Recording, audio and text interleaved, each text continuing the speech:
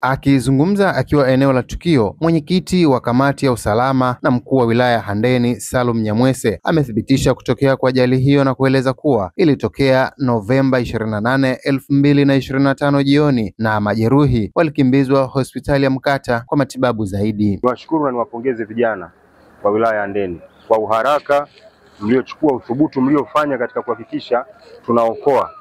Ajali hii imekuwa ni mbaya sana, imehusisha magari mawili kama tunavyoona, gari ndogo ya abiria lakini na hili lori.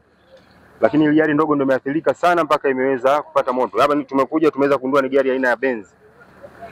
Tumekuwa na majeruhi watatu kwenye ajali hiyo na mtu mmoja ametoka akiwa na hali mbaya sana, lakini wote tumewakimbiza katika hospitali yetu ya Mkata.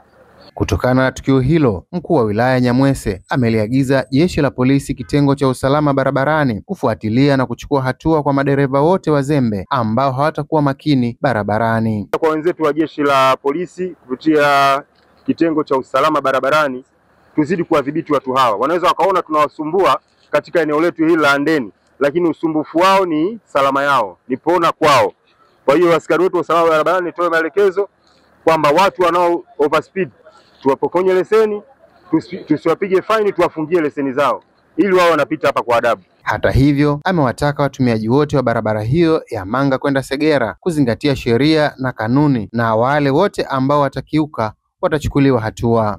Sasa nitoe wito kwa watumiaji wote katika barabara yetu hii ya Segera Mkata, barabara yetu kubwa inayopita hapa. Tunajua barabara hii ni barabara kubwa kwa sababu tunajua mkoa wetu ni kitovu cha uchumi, iko bize wakati wote. Tunataka watu wanapotumia barabara hii wachukue tahadhari zote. Kwa hiyo tutoe wito kwa wananchi wote na watumiaji wote wa barabara kuwa makini, kuzingatia sheria. Kutoka wilayani Handeni mkoani Tanga, Rajab Othmani, Watetezi TV.